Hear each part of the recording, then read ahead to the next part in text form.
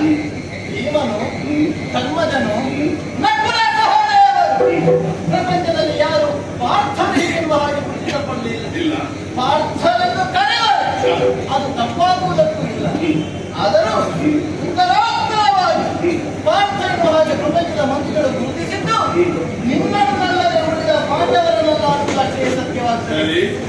ಹುಟ್ಟಿದ ಕಾಲಕ್ಕಾದ ಅಶರೀರವಾಗುವಂತೆ ಕಾರಣವಾಗುವುದಿಲ್ಲ. ನಿನ್ನ ತಾಯಿಯಾದಂತಹ ಕುಂತಿದೇವಿ ಗಜಾರೋಹಿಣವನ್ನು ಆಚರಿಸುವುದಕ್ಕೆ ಮನಸ್ಸು ಮಾಡಿದವಾಗ ಏನು ಕಲ್ಲಿನ ಆನೆಯೋ ಮಣ್ಣಿನ ಆನೆಯೋ ಅಥವಾ ಮರದ ಬಿಂಬವೋ ಏನೂ ಅಲ್ಲ, ನೇರವಾಗಿ ದೇವರ ನಾನು ಮನಸ್ಸು ಮಾಡಿದ್ರೆ ಐರಾವತ ಮನೆಯಾಗಲಿಕ್ಕೆ ಬರ್ತದೆ. ಶಾರದಾ ಏನೇ ನಿರ್ಮಾಣ ಮಾಡಿ ಆ ಕಡೆಯಲ್ಲಿದ್ದ ಐರಾವತವನ್ನ ಕರೆಗಿಳಿಸಿದೆಯಂತೆ. ತನ್ಮೂಲಕವಾಗಿ ನಿನ್ನ ಅಪ್ಪೆ ಕುಂತಿದೇವಿಯ ಸಂಕಲ್ಪವನ್ನು ಸಾಕಾರಗೊಳಿಸಿದೆ. ಅಲ್ಲ, ಮಗನೆಂದರೆ ನೀನೆ. ಲೋಕದಲ್ಲಿ ಯಾರು ಭೋಗಪುತ್ರರಾಗಬಾರದು, ಕರ್ಮಪುತ್ರರಾಗಿ ದೀಪದಾನ ಕಾಣಬೇಕು. ಅಂತೆಯೇ ಬಾಳಿ ಬದುಕಿ ನವದತ್ತಕ್ಕೆ ವಿಶ್ವದ ಉತ್ತರವನ್ನು ತನ್ನದಂತಹ ಕೀರ್ತಿಯನ್ನು ವಿಹರಿಸುವಂತೆ ಮಾಡಿ ಪ್ರಪಂಚದಲ್ಲಿ ನಿನಗೆ ಸರಿಸಾಟಿಯಾದವರು ಇನ್ನೊಬ್ಬರಿಲ್ಲ ಅನ್ನುವ ಮಟ್ಟಕ್ಕೆ ನೀನು ಬೆಳೆದು ನಿಂತಿದ್ದಾದರೆ ನಿನ್ನನ್ನು ಕಾಣುವುದಕ್ಕೂ ನಿನ್ನ ಎದುರುಗೊಳ್ಳುವುದಕ್ಕೂ ಪ್ರಪಂಚದಲ್ಲಿ ಅನ್ಯರಿಗೆ ಯೋಗವೂ ಬೇಕು, ಭಾಗ್ಯವೂ ಬೇಕಾಗ್ತದೆ. ನಮ್ಮಂತವರನ್ನು ಕಾಣುವ ಇಚ್ಛೆ ಇರುವವರಿಗೆ ಒಮ್ಮೆ ನೋಟಕ್ಕೆ ಸಿಕ್ಕುವಂದ್ರೆ ನಾವು ತಿರುಗಾಟಕ್ಕೆ ಹೊರಟಿದ್ದೀವಿ. ನೀನು ಬಂದದ್ದು ಹೊಡಿತಾ ಇತ್ತು, ನಿನ್ನ ತಿರುಗಾಟಕ್ಕೆ ಎದುರಾಗಿ ನಾನೇ ಬರಬೇಕು ಅನ್ನುವ ಹಾಗೆ. ಅಲ್ಲ, ನಮ್ಮ ಹಾಗೆ ನಮ್ಮ ತಿರುಗಾಟದಲ್ಲಿ ಎದುರೊಂದು ಕುದುರೆ, ಈಗ ಬಂದದ್ದು ಎದುರಾಗಿ ಒಂದು ಚದುರೆ. ಈ ಚದುರೆ ಏನು ಅಲ್ಪ ಬರಲು ಅಂತ ಭಾವಿಸಬೇಡ. ಕೈಯಲ್ಲಿ ಧನುಷರವನ್ನು ಕೆಳಗೆ ನೇರವಾಗಿ ರಣವಿಕ್ರಮವನ್ನು ಎದುರುಕ್ಕಾಗಿ ಸಾಗಿ ತಂದಿದ್ದೇನೆ. ಪಾರ್ಥ, ನೀನು ಬಂದದ್ದು ಹೊಡಿತಾಯಿತು.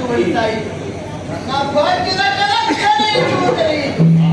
ಕೈಯಲ್ಲಿ ಗಮನಿಸಿದೆಯಲ್ಲ, ಏರಿಸಿದ ಧನುಸ್ಸು ಅವನು ತುಂಬಿದ ತೂಣೀರ ಮುಂದವಾಗಿ ಪ್ರಯೋಗವನ್ನು ಮಾಡುವ ಮೂಲಕವಾಗಿ ಬಿಲ್ಲು ಬಹಳ ಚಂದ ನೋಡುವುದಕ್ಕೆ ಮಾತ್ರ ಅಲ್ಲ, ಎದೆಗೆ ನಾಟಿದ ರುಚಿಯು ಚೆನ್ನಾಗಿ ಬರ್ತದೆ. ಹೌದು, ಎಲ್ಲ ಅಂತಲ್ಲ, ಪ್ರಪಂಚಕ್ಕೆ ಅದ್ವಿತಿ ಅನ್ನುವ ಹಾಗೆ ಉಭಯ ಯುದ್ಧಗಳನ್ನು ಸಾಗುವಂತ ನಿರ್ಮಾಣ ಮಾಡಿದ್ದೇನೆ. ಇದು ಶರ ಯುದ್ಧ ಇದ್ದಂತೆ, ಮತ್ತೊಂದು ವಾಗ್ಯುದ್ಧ, ನನಗದು ಗೌಣ ಸುರತ ಯುದ್ಧ. ಸುರಟೇರಿಯಲ್ಲಿ ಮಾಡಬಹುದಾದಂತಹ ಯುದ್ಧ. ಅದಕ್ಕೂ ಯುದ್ಧ ಅಂತ ಗಂಡು ಎಚ್ಚರಿಸಿಕೊಂಡವನು ಒಲಿದು ಬಂದ ಹೆಣ್ಣು ಮಕ್ಕಳನ್ನು ರಥಕೇರಿಯಲ್ಲಿ ಸೋಲಿಸಿದ ಎಂದಾದರೆ ಅದವರಿಗೆ ನಿಜವಾಗಿ ಒದಗಬಹುದಾದಂತಹ ಜಯವೇ ಹೊರತು ಬೇರೆ ಎನ್ನುವಲ್ಲ. ಆದ್ದರಿಂದ ಪ್ರತಿಪ ಉಭಯ ಯುದ್ಧಗಳು ನಿನ್ನ ಮುಂಭಾಗದಲ್ಲಿ. ನನಗೆ ಯಾವುದು ಅದು ನಿನಗೆ ಬಿಟ್ಟರು. ನೋಡು, ಒಲಿದು ಬರ್ತಿಂತಾರೆ ಯಾರಿಗೊಂದು ಮಾಡಿದ ಜೀವನವಾಗಿ ಕಾಣುವುದಕ್ಕೆ ಸಾಧ್ಯ ಉಂಟು. ದೇವನಂತೆ ಅದರಲ್ಲಿ ನಿನ್ನನ್ನು ಏರಿಸಿ ನಿನಗೊಂದು ಮಾಲೆಯನ್ನು ತೊಡಿಸಿ ನನ್ನನ್ನು ಹೊಂದಿಬರುವಂತಹ ಈ ಅಪಖ್ಯಾತ ಸ್ತ್ರೀ ಬಳಗವನ್ನೆಲ್ಲ ಸೇರಿಸಿ ನಿನಗೆ ಜಯಘೋಷವನ್ನು ಹೊಮ್ಮಳಿಸಿ ನೇರವಾಗಿ ನನ್ನದಾದ ಅಂತಃಪುರಗಳಿಗೆ ಸಾಗಿಕೊಂಡು ಕರೆಸಿಕೊಂಡು ಹೋಗ್ತೇನೆ.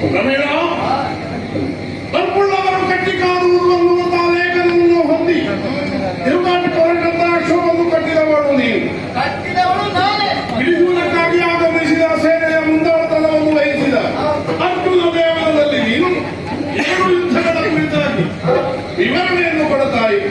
ಆಮೇಲೆ ನೀನು ಹೇಳಿದ ಸಮರ ಏನುಂಟು ಅದರ ಕುರಿತಾಗಿ ನಾವೀಗ ಆಸಕ್ತರಲ್ಲ. ಆದರೆ ರಣರಂಗದಲ್ಲಿ ತೊಡಕುಲವನ್ನು ತೋರ್ಪಡಿಸಬಹುದಾದ ಸಾಯಕಗಳಿಂದ ಮಾಡುವ ಯುದ್ಧದ ಕುರಿತಾಗಿ ಮಾತಾಡ್ತೀಯಲ್ಲ, ನಿನ್ನಲ್ಲಿಯ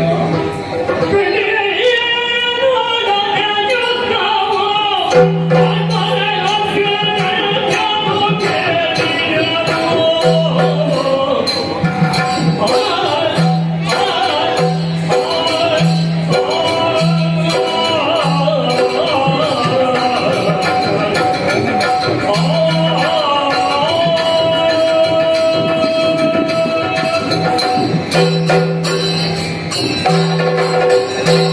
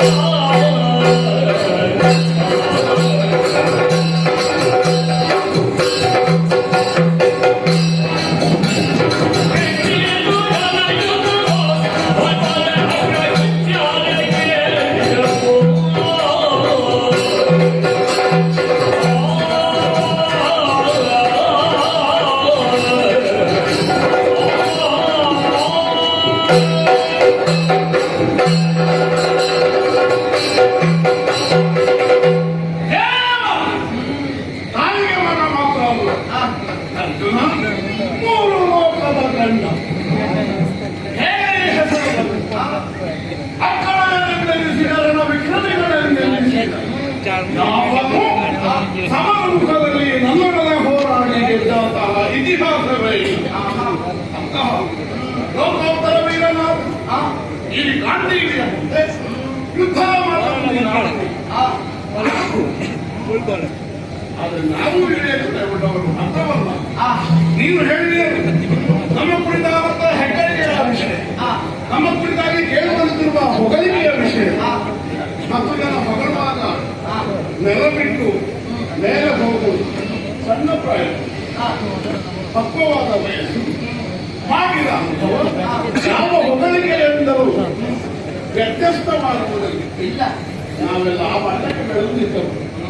ಆದ್ದರಿಂದ ರೂಢಿಪಾಲಕರಾದಂತಹ ನಾವು ಹೇಗೆ ಏನನ್ನು ಎಲ್ಲಿ ವ್ಯಾಚರಿಸಬೇಕೆಂಬುದನ್ನು ಸರಿಯಾಗಿ ತಿಳಿದುಕೊಂಡವರು. ಎಣ್ಣೆ ನೋಡಾದ ಯುದ್ಧ,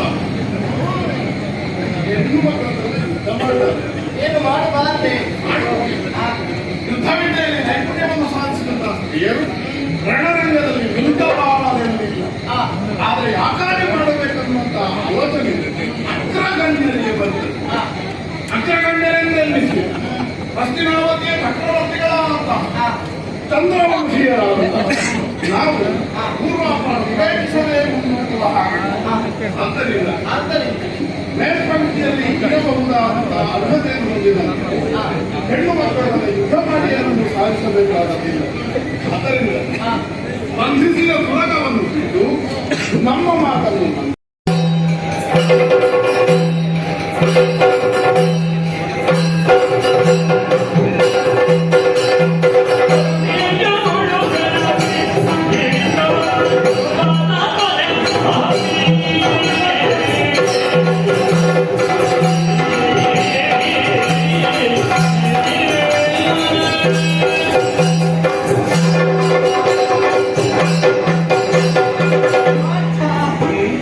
ಎದುರಾಗಿ ಬಂದವಳು ಹೆಣ್ಣು ಮಗನೆನ್ನುವ ನಾಸಾರ ಭಾವವೆಂದರೆ ಚರ್ಚೆ ಇಲ್ಲ. ಪುರಾಣಗಳನ್ನು ತಿಳಿದವರು, ಶಾಸ್ತ್ರಗಳನ್ನು ಕರಗತ ಮಾಡಿಕೊಂಡವರು, ಪ್ರಮುಖವಾಗಿ ಆಚರಣೆಯಲ್ಲಿರುವುದು 6 ಶಾಸ್ತ್ರಗಳನ್ನು. ಅದರಲ್ಲಿ ಒಂದು ಉಪಾಂಗ ಕಾಮಶಾಸ್ತ್ರ. ಈ ಕುರಿತಾಗಿ ನನಗೆ ಚೆನ್ನಾಗಿ ಬೇಕವಿದೆ ಅನ್ನುವ ಮನವರಿಕೆ ನನಗೊಳಿಸಿದೆ. ಯಾಕಾಗಿ ಕಾಮ ಅನ್ನುವುದು ಅಷ್ಟಿಲ್ಲ ಎನ್ನುವುದು ಧರ್ಮ ಅರ್ಧ ಕಾಮ ಮೋಕ್ಷ. ಕಾಮ ಅರಿವು ಸಿಗ್ತದೆ, ಪುರುಷಾರ್ಥ ಚತುಷ್ಟಯಗಳಲ್ಲಿ ಅದು ಹಾಗಾದ್ರೆ ಕಾಮ ಅನ್ನುವಂಥದ್ದು ಜೀವನ ಬದುಕಿನಲ್ಲಿ ಅತಿ ಮುಖ್ಯವಾದ ಒಂದು ಅಂಶ ಅಂತ ಹೇಳಿದ್ರೆ ಯಾರು ಅಲ್ಲಗಡುವುದಕ್ಕಿಲ್ಲವಲ್ಲ. ಬುದ್ಧಿವಂತರಾದ ತಿಳಿದಿರಬೇಕು, ಎಲ್ಲಿ ಹೇಗೆ ಯಾವ ಬಗೆಗಳನ್ನು ಉಪಯೋಗಿಸಬೇಕು, ಬಳಸಿಕೊಳ್ಳಬೇಕೆನ್ನುವ ಹಾಗೆ. ಆದ್ದರಿಂದ ಕಾಮಾನುವಂತಹ ಒಂದು ವಿಚಾರವನ್ನು ಅಶ್ಲೀಲವಾಗಿ ಅಥವಾ ಹೆಣ್ಣು ಮಕ್ಕಳು ಬಲವನ್ನು ವಿನಿಯೋಗಿಸುವುದರಲ್ಲಿ ಸಮರ್ಥನವಾಗುವಂತಹ ಭಾವದಿಂದಲೂ ಈ 2 ಬಗೆಯಿಂದಲೂ ನನ್ನ ಮನಗಾಣಬಾರದು, ನಿಲ್ಲಿಸುವುದಕ್ಕೆ ಮುಂದಾಗಬಾರದು. ಯಾವಾಗ ಒಲಿದು ಬಂದ ಹೆಣ್ಣು ಮಗಳನ್ನು ಕಾಮ ಕೇಳಿಯಲ್ಲಿ ಅಥವಾ ಸ್ಪರ್ಧ ಕೇಳಿಯಲ್ಲಿ ಮೀರಿ ಅವಳ ಮನವನ್ನು ಮೆಚ್ಚಿಸುವುದಕ್ಕೆ ಶಕ್ತನಾಗ್ತಾನೆ, ಅವನು ನಿಜವಾಗಿ ಸಮರ್ಥನಾಗ್ತಾನೆ, ವೀರನಾಗ್ತಾನೆ ಪ್ರಪಂಚದಲ್ಲಿ. ಇದು ಯುದ್ಧವಲ್ಲ. ಹೀಗಿರುವಾಗ ಈ ಕುರಿತಾಗಿ ಜ್ಞಾನವುಳ್ಳಂತಹ ಬುದ್ಧಿಮತ್ಯಾರ್ಥ ಸದುಪಯೋಗವನ್ನು ಪಡಿಸಿಕೊಳ್ಳುವಂತ ಮನಸ್ಸು ಮಾಡಬೇಕೆ ಹೊರತು ನನ್ನನ್ನು ತಿರಸ್ಕಾರ ಭಾವದಿಂದ ಕಾಣಬಾರದು. ಹೀಗಿರುವಾಗ ನಾನು ಆಡಿದರ ಕುರಿತಾಗಿ ಮನದವೇ ಯೋಚಿಸಿ ನನ್ನನ್ನು ಸುರತಕ್ಕೆಯಲ್ಲಿ ಗೆದ್ದು ತದನಂತರ ನನ್ನ ಜೀವಿತಾವಧಿಯನ್ನು ಹೆಚ್ಚಿನ ಹೆಗ್ಗಳಿಕೆಯನ್ನು ತನಗಾಗಿಸಿಕೊಂಡು ಮತ್ತೆ ಅಪ್ಪ ಹಿಂದೆ ಸುರಗ ಹಿಂದೆ ಸುರಗ ಬಿಡು ಕುದುರೆ ಹೇಗೆ ಈ ಚದುರೆಯ ಹಿಂದವಳು ಕಪ್ಪ ಬೇಕೆ ನನಗೆ ಸೇರಿದ ಸಮಸ್ತ ಐಶ್ವರ್ಯವೆಲ್ಲವೂ ಪುರುಷಾರ್ಥ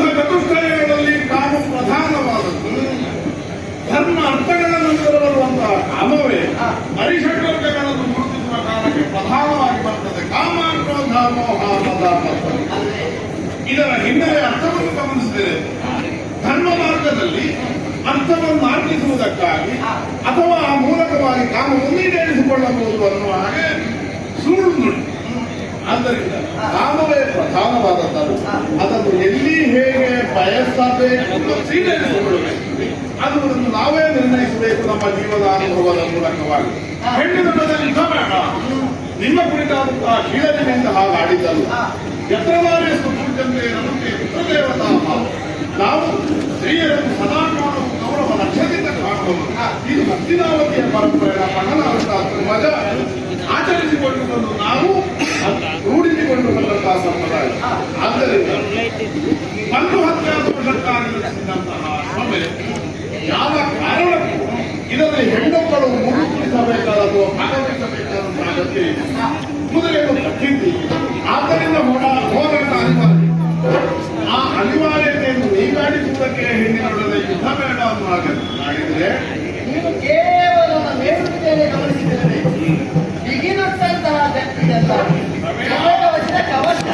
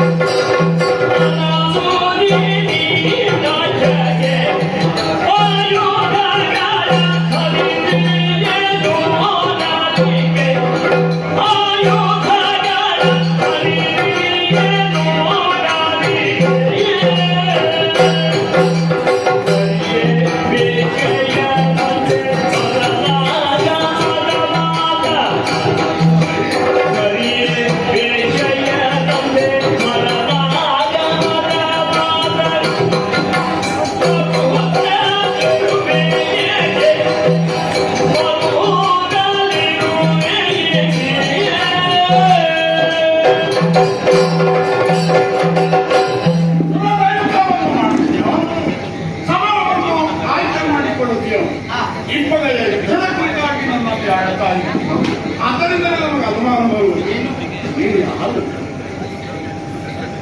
ಪ್ರವೀಣ. ಇದಕ್ಕೆ ನಮ್ಮ ಊರಿನಲ್ಲಿ ಹೇಳೋದು ಹೇಗೆ ಗೊತ್ತದೆ? ಪ್ರವೀಣ ಪಟ್ಟಣ. ಯಾಕೆ ಹೆಸರು ಬಂದು ಯಥಾಸಕ್ತಿಯಿಂದ ಹೆಣ್ಣಿನಿಂದ ಆಡೋದು ಅಲ್ವಾ? ಗಂಡು ಬೀರಿಗಳಂತೆ ಪ್ರವರ್ತಿಸಬಹುದಾದಂತಹ ಹೆಣ್ಣುಗಳು ಅನುಸರಿಸುವ ಒಂದು ರಾಜ್ಯ ಅಂತ ಅಂಕೆ ಮೀರಿದ ಮಾತಾಡುವ ಸ್ವಲ್ಪ ಗಂಡಸರಾಗಿ ವರ್ತಿಸುವ ಹೆಣ್ಣು ಮಕ್ಕಳನ್ನು ನಾಳೆ ಏನು ಹೇಳಿದ್ದು ಗೊತ್ತಿಲ್ಲ. ಅವಳು ದೊಡ್ಡ ಪ್ರವೀಣ ಹೀಗಾದಿ. ಯಾಕೆ ನಿನ್ನ ವೇಷಭೂಷಣ, ನಿನ್ನ ಉಪಾಧಿಗಳಿಗೆ ವ್ಯವಹಾರಕ್ಕೆ ಸಂಬಂಧ ಇದೆ. ಅದಕ್ಕೆ ನಾನು ನಿಮಗೆ ಅವಕಾಶವನ್ನು ಕೊಟ್ಟದ್ದು. ನನ್ನ ಕಣ್ಣ ಬುದ್ಧಿಗಳಲ್ಲಿ ನಿನ್ನ ಕಣ್ಣ ಬುದ್ಧಿಗಳನ್ನು ಸೇರಿಸಿ ಮೊದಲಾಗಿ ದರ್ಶನ, ಆಮೇಲೆ ಸ್ಪರ್ಶನ, ಆಮೇಲೆ ಸಂಭಾಷಣ, ಆಮೇಲೆ ಆಲಿಂಗನ, ಆಮೇಲೆ ಚುಂಬನ, ಆಮೇಲೆ ಅದನ್ನು ಬಿಡಿಸಲೇ ನೀನು ಗಂಡಸರಲ್ಲೇ ಬಿಡಿಸಿ ಹೇಳುವುದು ಬೇಡ. ಅದರಲ್ಲಿಯೂ ಈ ಪಾತ್ರಗಳ ವಿಷಯದ ಬಗ್ಗೆ ವಿಮರ್ಶೆ ಬೇಡ. ನಾರಂಗದಲ್ಲಿ ಕಲಿತು ಮಗಿಸಿದೆ. ಈವರೆಗೆ ನೀನು ಎಷ್ಟು ಆದರೆ ನಿನ್ನ ಕುರಿತಾಗಿ ನನಗೆ ಇಬ್ಬಂದಿಗೆ ಅಥವಾ ಇಬ್ಬರೇ ಭಾವ ಕುರಿತು ಯಾಕೆ ಕೈಯಲ್ಲಿ ಐದೈದು ಕೈಯ ವಿಷಯ ಮಾತಾಡ. ಈ ರಾಜ್ಯಕ್ಕೆ ನಾನು ಅರಸುವನ್ನು ಆಡುತ್ತೀನಿ. ಕುದುರೆಯನ್ನು ಕಟ್ಟಿ ಈ ರಾಜ್ಯವನ್ನು ಆಡುವಂತಹ ನೀನು ಆ ಕುದುರೆ ಕಟ್ಟಿದ ವ್ಯವಹಾರವನ್ನು ಪೂರ್ಣ ವಿರಾಮದಿಂದ ಕೊಂಡೊಯ್ಯಬೇಕೋ ಬೇಡುವ?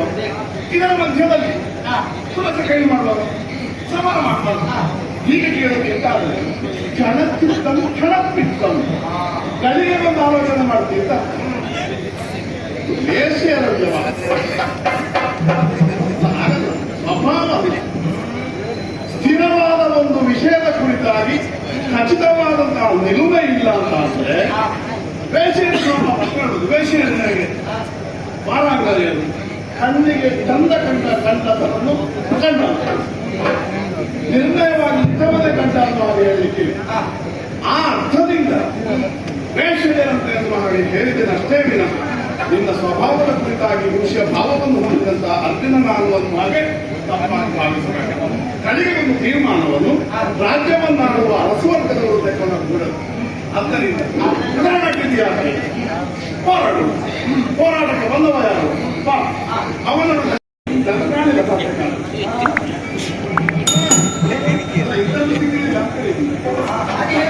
ಆದ ಕಾರಣ ನೀನು ಕೈಗೊಳ್ಳ ಅಥವಾ ವಿದ್ಯುಕ್ತವಾದ ಕಾರ್ಯಗಳಲ್ಲಿ ಒಂದು ತೀರ್ಮಾನವನ್ನು ಒಂದು ಮುಕ್ತಾಯವನ್ನು ನೀನೇ ಕೈಗೊಳ್ಳಬೇಕು. ನೀವು ಕೈಗೊಳ್ಳುವ ಮಾತಾಡಲಿಲ್ಲ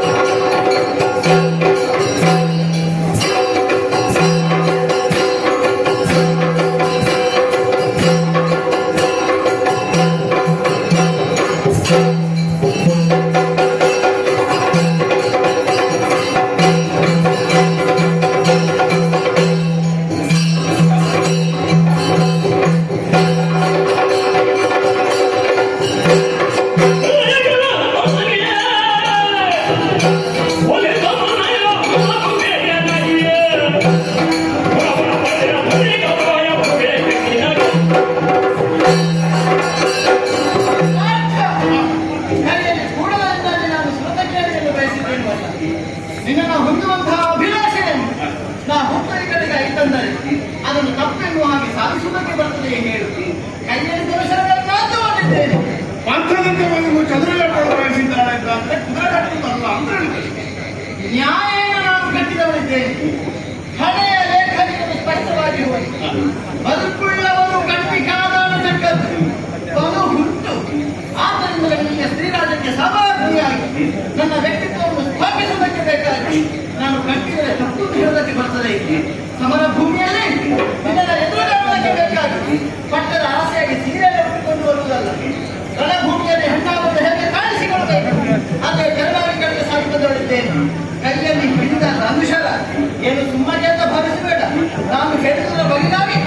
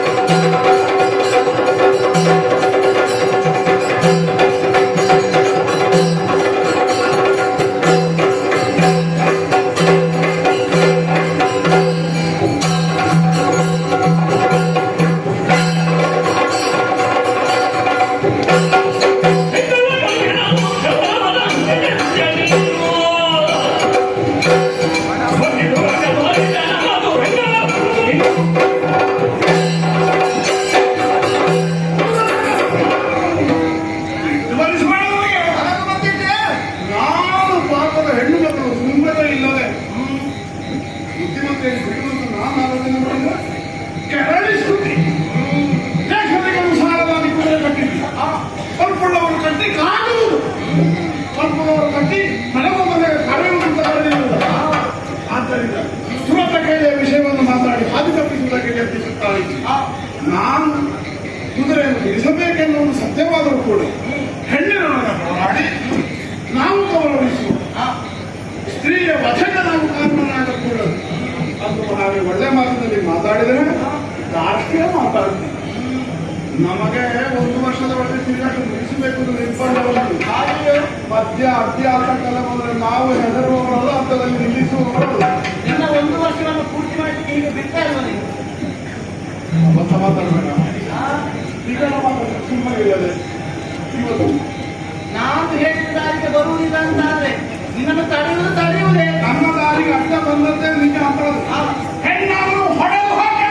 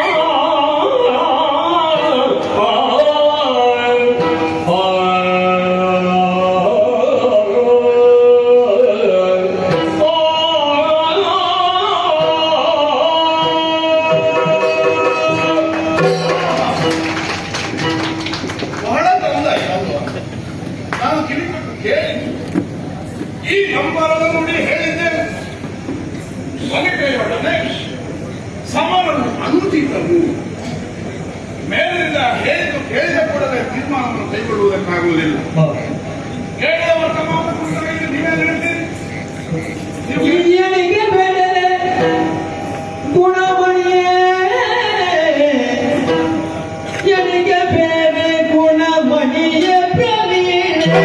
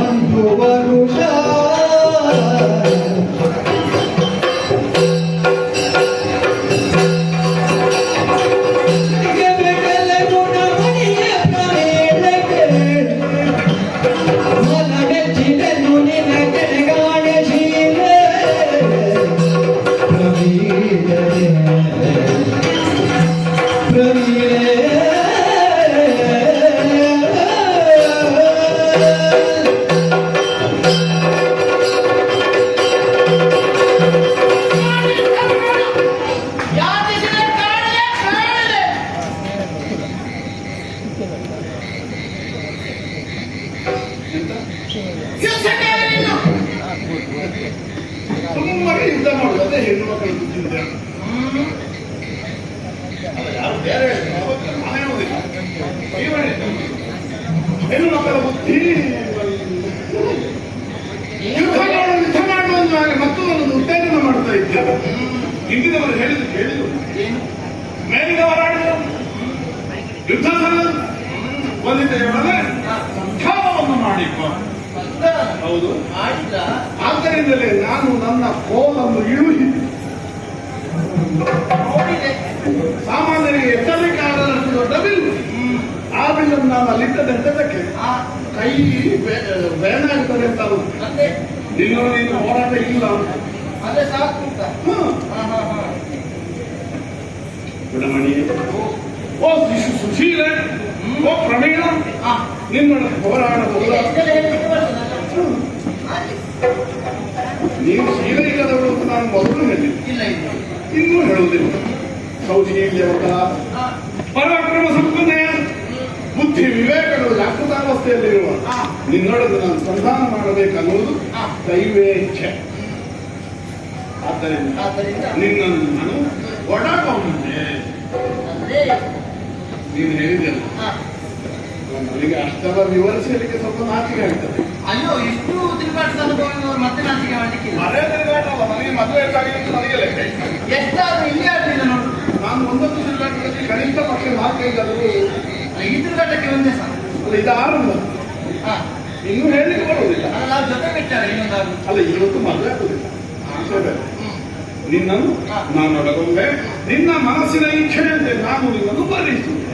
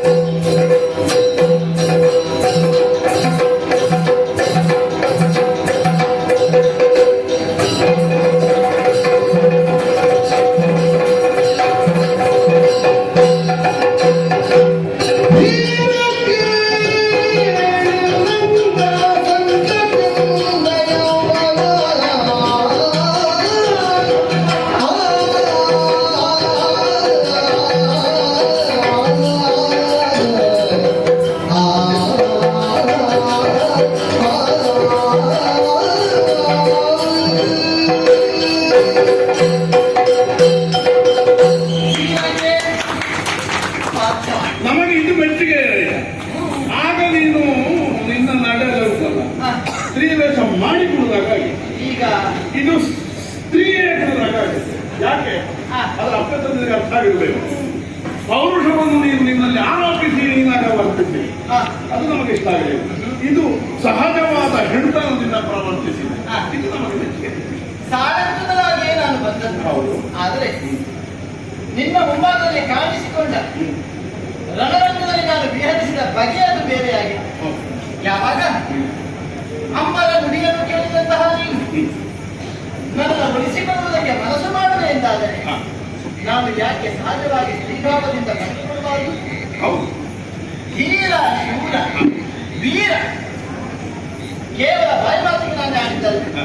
ಪ್ರಪಂಚದಲ್ಲಿ ಯಾರನ್ನು ಬೇಕಾದ್ರೂ ಧೀರ ಅಂತ ಕರೀಬಹುದು, ಯಾರನ್ನು ಬೇಕಾದ್ರೂ ಶೂರ ಅಂತ ಒಪ್ಪಿಕೊಳ್ಳಬಹುದು, ಯಾರನ್ನು ಬೇಕಾದ್ರೂ ವೀರ ಎಂದು ಹೇಳಿ ಮೆಚ್ಚಿಸಿಕೊಳ್ಳಬಹುದು. ಅವರಲ್ಲಿ ಧೀರತೆ ಶೌರ್ಯ ಇರಬೇಕು. ಇರುವುದು ಹೌದು ಅಂತಾರೆ ನಿನ್ನ ನನ್ನದ ಇನ್ನೊಬ್ಬರಲ್ಲ, ನರನಾರಾಯಣ. ಹೀಗೆ ಪ್ರಪಂಚದಲ್ಲಿ ನರನಾದ ನೀನು, ನಾರಾಯಣವಾಗಿ ಶ್ರೀಕೃಷ್ಣ. ನರನ ನಗರಿ ನಾರಾಯಣವೇ, ನಾರಾಯಣನ ಬಿಟ್ಟು ನರ ನೀನು. ಪರಸ್ಪರ ಜೊತೆಯಾಗಿ ನಡೆದಂತಹ ಸಮರ ಭೂಮಿಯ ಪ್ರಕ್ರಿಯೆ ನಿಮಗೆ ಒದಗಿ ಬಂದದ್ದು ಗೆಲುವು ಹೊರತು ಸೋಲಲ್ಲ. ಆದ್ದರಿಂದ ನೀನು ಅಜೇಯ. ಈ ನಾಮಾವಳಿಯನ್ನು ಉಳಿಸಿಕೊಂಡದ್ದು ಮಾತ್ರವಲ್ಲದೆ ಅದಕ್ಕೆ ತಕ್ಕದಾದ ರೀತಿಯಲ್ಲೇ ನಿನ್ನ ಮುಖಾಂತರಿಗೆ ಮಾಡಿದ್ದೇವೆ. ಆದ್ದರಿಂದಲೇ ಧೀರ ವೀರ ಶೂರ ನಿನ್ನ ಅಂಕಕ್ಕೆ ನಾವು ಮನಸ್ಸೋತೆ ಸೂರ್ಯ ಗುರುತಿಹುದು ಎನ್ನ ಮನಸ್ಸು. ಈ ಮೊದಲೇ ಕೇವಲ 3 ಲೋಕದ ಗಂಡನಲ್ಲ ಪಾತ್ರ, ನೀರೆಯ ಗಂಡ ಹೆಚ್ಚಿನ ಹಾಗೆ ಒಪ್ಪಿಗೆ ಆ ಸಮರಂಗಕ್ಕಾಗಿ ಬಂದವಳು ಆಟಾಡಿದೆ. ಎನ್ನಪ್ಪ ಶಶಿಪ್ರಭಾವದ ವಿಶಾಲವಾದ ಸಾಮ್ರಾಜ್ಯದಲ್ಲಿ ಹೆಣ್ಣಾಗಿ ಹುಟ್ಟಿ ಗಂಡಾಗಿ ಬಾಳ ಸಾಮ್ರಾಜ್ಯವನ್ನು ಕಟ್ಟಿ ಬೆಳೆಸುವಂತೆ ಕಾಳಿಕಾ ಮಾತೆಯ ರಕ್ತದಾನವನ್ನು ಅನುಗ್ರಹವನ್ನು ಮರೆಯುವಂತೆ ಒಂದು ಕಾಲಕ್ಕೆ ನನ್ನ ಅಪ್ಪನು ಅಗ್ರದಾಂತವಾದಂತಹ ಮಾತಾಡಿದ ಗಮನದಲ್ಲಿ ಸಮರ ಉಂಟಾಯಿತು. ಸಮರ ಮಧ್ಯದಲ್ಲಿ ಅನುಗ್ರಹ ದೇವತೆಯಂತಹ ಕಾಳಿಕಾ ಮಾತೆ ಒಲಿದು ಬಂದ ಪರಿಣಾಮದಿಂದಲಾಗಿ ಸಂಗ್ರಾಮ ಸಂಘದ ಸಂಧಾನ ಮಾಡಿಕೊಳ್ಳಿ. ಹೌದು, ಪ್ರಸಂಗ ನಮಗೆ ಕೇಳಿ ಪರಸ್ಪರ ಜತೆಯಾಗಿ ನೆಟ್ಟಸ್ತಿಗೆ ಬೆಳೆಸಿಕೊಳ್ಳಿ. ಮಧುರವಾದ ದಾಂಪತ್ಯದ ಬಂಧವಿಲ್ಲದೆ ಹೆಣ್ಣು ಮಕ್ಕಳು ಜನಿಸುವುದಕ್ಕಿದ್ದಾರೆ. ಪ್ರಪಂಚದಲ್ಲಿ ಮಕ್ಕಳು ಹುಟ್ಟಿದ ಮೇಲೆ ನಾಮಕರಣ, ನಾನು ಹಾಗಲ್ಲ. ಹುಟ್ಟಿದ ಮುನ್ನವೇ ನನಗೆ ನಾಮಕರಣ ಪ್ರವೀಣೆ. ಆ ಹುಟ್ಟಿಗೆ ತಾಯಿ ಆಡಿದ ಅಭಯವಾಕ್ಯಗಳು. ಈ ಹೆಣ್ಣು ಮುಂದೆ 3 ಲೋಕದ ಗಂಡು ನರಕಟ್ಟಾಳು ಪಾರ್ಥನ ಮಡದಿಯಾಗುವುದಕ್ಕಿದ್ದಾಳೆ, ಅರಸಿಯಾಗುವುದಕ್ಕಿದ್ದಾಳೆ ಎನ್ನುವ ಹಾಗೆ ಅಭಯವಾಕ್ಯ ಯಾವ ಕಾಲಕ್ಕೂ ಹುಸಿಯಾಗದು. ಹುಸಿಯಾಗುವುದಕ್ಕೆ ನನ್ನ ವಿಶ್ವಾಸದಿಂದಲೇ ನಾನು ಎದುರುಗೊಂಡಿದ್ದೇನೆ. ಹುಸಿ ಮಾಡುವಲ್ಲಿ ನೀ ಮನಸ್ಸು ಮಾಡಲಿಲ್ಲ ಅನ್ನುವಲ್ಲಿಗೆ ಆ ಅಭಯವು ನಷ್ಟವಾಗ್ತದೆ. ಆದ್ದರಿಂದ ನಾನು ಯಾವತ್ತಿದ್ದರೂ ನಿನ್ನವಳೆ. ಕಟ್ಟಿದ್ದ ಕುದುರೆಯನ್ನು ಬಿಟ್ಟೆ, ಕಪ್ಪವನ್ನು ತಪ್ಪಿಸಿದೆ. ರಮೇಣ, ಅಶ್ವಮೇಧದ ಬೆಂಬಲಿಗನಾಗಿ ಹೊರಟದ್ದು ನಮ್ಮ ಇತ್ತೀಚೆಗಿನ ತಿರುಗಾಟ. ಮೊದಲು ಹಿಮಾಲಯದತ್ತ, ಸ್ವರ್ಗಲೋಕದತ್ತ ನಾನಾ ಕಾರಣಗಳಿಗಾಗಿ ತಿರುಗಾಟವನ್ನು ನಾನು ಮಾಡಿದವು. ಅಲ್ಲೆಲ್ಲ ಕೆಲವು ಮದುವೆ ಆಗಿದ್ದೇನೆ ಅನ್ನುವಾಗ ಪ್ರಸಂಗತ್ವೆಯನ್ನು ನಾನು ಹೇಳಿದೆ. ವಿನೋದಕ್ಕಾಗಿ ಆಡಿದ್ದಷ್ಟೇ ಅಲ್ಲದೆ ಯಾರೊಂದು ಮದುವೆ ಆಗಬೇಕೆನ್ನುವಂತಹ ವಿವೇಕನ ರಹಿತನಾಗಿ ಹೆಣ್ಣನ್ನು ಕೈ ಹಿಡಿದ ಒಂದೇ ಒಂದು ಉದಾಹರಣೆ ಈ ಅರ್ಜುನನ ಜೀವಿತದಲ್ಲಿಲ್ಲ. ನಿನಗೂ ಗೊತ್ತಿರಬಹುದು. ನನ್ನ ಪರಾಕ್ರಮ ಸಂಪನ್ನತೆಯನ್ನು, ನನ್ನ ದೇಹ ಸೌಂದರ್ಯವನ್ನು ಮೆಚ್ಚಿದಂತಹ ಊರ್ವಶಿಯೇ ನನ್ನನ್ನು ಬಯಸುವುದಕ್ಕೆ ಮುಂದಾದರು. ಆ ಕಾಲದಲ್ಲಿ ನಾನು ಒಡಂಬಡಲಿಲ್ಲ. ಹಾಗಾದರೆ ಹೆಣ್ಣನ್ನು ಯಾವ ಕಾಲದಲ್ಲಿ ಎಲ್ಲಿ ಹೇಗೆ ಕಾಣಬೇಕನ್ನುವಂತಹ ವಿವೇಕ ಪಾರ್ಥನಿಂದ ಎಂದಿಗೂ ನಷ್ಟಪಡುವುದಿಲ್ಲ. ಆದ್ದರಿಂದ ಅಂಬರವಾಣಿಯಾದುದಪ್ಪ ನಿನ್ನನ್ನು ಒರುಮೆಯ ದೃಷ್ಟಿಯಿಂದ ನಾನು ನೋಡಿದೆ. ಹಾಗಾದ್ರೆ ಏನಿದರ ತಾತ್ಪರ್ಯ? ನಮ್ಮ ಸಮಾಗಮ ದೈವ ಕಲ್ಪಿತವಾದದ್ದು. ಹೆಣ್ಣೇ ಪ್ರಧಾನ, ಹೆಣ್ಣು ಗಂಡಿಗಿಂತಲೂ ಪ್ರಬಲ. ಶಶಿಪ್ರಭಾದೇವಿಯ ಒಕ್ಕಣೆಯು ಅದೇ ಆಗಿತ್ತು. ಇಷ್ಟರವರೆಗೆ ಪ್ರಮಿಳೆಯಾದಂತಹ ನೀನು ಅದನ್ನೇ ಒತ್ತಡ ಕೊಟ್ಟು ಹೇಳಿಕೊಂಡಿದ್ದರು. ಆದರೂ ಒಂದು ತಿಳ್ಕೊ, ನೀನು ತಿಳ್ಕೊಳ್ಬೇಕಾದಂತಹ ಕಾರ್ಯ ನಿನ್ನ ದ್ವಾರ ಸಕಲ ಹೆಣ್ಣು ಮಕ್ಕಳಿಗೂ ಒಂದು ಹೇಳಬೇಕಾದಂತಹ ಮಾತು. ಹೆಣ್ಣು ಮುಖ್ಯವೇ ಪ್ರಪಂಚದಲ್ಲಿ. ಹೆಣ್ಣು ಯಾವ ಕಾಲಕ್ಕೂ ಸಣ್ಣವಳಲ್ಲ. ಪ್ರಪಂಚ ವ್ಯವಹಾರ ಹೇಗೆ ಮುಂದಕ್ಕೆ ಸಾಗುತ್ತದೆಯೋ ಹಾಗೆ ಗಂಡು ಹೆಣ್ಣುಗಳು ಸಮ್ಮಿಳಿತಗೊಂಡಾಗ ಮಾತ್ರ ಜಗತ್ತಿನ ವ್ಯವಹಾರ ಸುಗಮವಾಗಿ ಮುಂದೆ ಸಾಗುವುದಕ್ಕೆ ಸಾಧ್ಯ ಅನ್ನುವುದನ್ನು ಶಶಿಪ್ರಭಾ ಪ್ರೇಮೆಯ ಪ್ರಸಂಗವೋ, ಪ್ರಮೀಳಾ ಸಂಧಾನ ಅನ್ನುವಂತಹ ಈ ಪ್ರಸಂಗವೋ ಜಗತ್ತಿಗೆ ತೋರಿಸಿಕೊಡಬೇಕು. ನಿನ್ನನ್ನು ನಾನು ವರಿಸಬೇಕು ನೀನು ಹೇಳಿದೆ. ನಾನು ವ್ರತದಲ್ಲಿದ್ದೇನೆ. ನಾನು ಅನ್ನುವುದಕ್ಕಿಂತಲೂ ನನ್ನ ಅಣ್ಣನನ್ನು ನೋಡಿದ್ದೆ. ಅವ ಹಾಗೆ ಕೂತ್ಕೊಂಡಿರುವಾಗ ನಾನು ಇದು ಬೇಕಾಬಿಟ್ಟು ಮಾಡಿದ್ದು ನನ್ನ ಕೈಯಲ್ಲಿ ತಗೊಂಡು ಅಧಿಕಾರ ಇಲ್ಲ. ಅವ ಅಶ್ವಮೇಧಾತ್ಮವನ್ನು ದೀಕ್ಷಾಬದ್ಧನಾಗಿ ಕುಳಿತವ. ಆದ್ದರಿಂದ 1 ವರ್ಷ ಕಳೆದ ಮೇಲೆ ನಾನು ನಿನ್ನನ್ನು ವಿವಾಹವಾಗುತ್ತೇನೆ. ಬರಬೇಕು. ನಿನ್ನ ಕೈಯಿಂದ ಪ್ರಕಾಶ ಮಾಡಿಸಿದ ಮಾಲಿಕೆಯ ಧರ್ಮರಾಯನಿಗೆ ಒಂದೇ ಮಾತು. ಧರ್ಮರಾಯನ ತಮ್ಮನಿಗೆ 1000 ನಾಲಿಗೆ ಅಂತ ಆಲೋಚನೆ ಮಾಡಿದ್ದೇನೆ. ಅಶ್ವಮೇಧಾಧ್ವರ ಸುಮಂಗಳವಾಗಿ ಪರ್ಯವಸಾನ ಹೊಂದಿದ ಗಳಿಗೆಯಲ್ಲಿ ಪ್ರಮಿಳಾಪಟಗಳ ಅನುಪತ್ನಿಯಾದಂತಹ ನಿನ್ನನ್ನು ನಾನು ಕೈ ಹಿಡಿಯುತ್ತೇನೆ. ಭಾಷೆ ಕೊಡಬೇಕಾ? ಈ ಮುಖ್ಯ ಭಾಷೆ ಕೊಡುವಾಗೆ ಉಂಟು. ಆದರೆ ನಾನು ಇವತ್ತು ಮುಖ್ಯಕ್ಕೆ ನನ್ನ ಕೈ ದೀಕ್ಷೆ ದೀಕ್ಷೆ. ಅದರಲ್ಲಿ ಮುಟ್ಟುದಿಲ್ಲ ಅಂತ ಹೇಳಿ. ನಮಗೆ ಆರಾಧ್ಯವಾದಂತಹ ಈ ಮೂರಮ್ಮಿನ ಮೂಲಕವಾಗಿ ನಿನಗೆ ವಚನ ಕೊಟ್ಟಿದೆ. ಕ್ಷೇಮವಾಗಿ ಅಶ್ವಮೇಧಾಧ್ವರದ ಶಾಲೆಯನ್ನು ಹೋಗಿ ನಮ್ಮ ಅಣ್ಣನ ಆಶ್ರಯದಲ್ಲಿ ಇದ್ದುಕೋ. ನಾನು ತಿರುಗಾಟ ನಿನ್ನ ನಿರೀಕ್ಷೆಯಲ್ಲಿ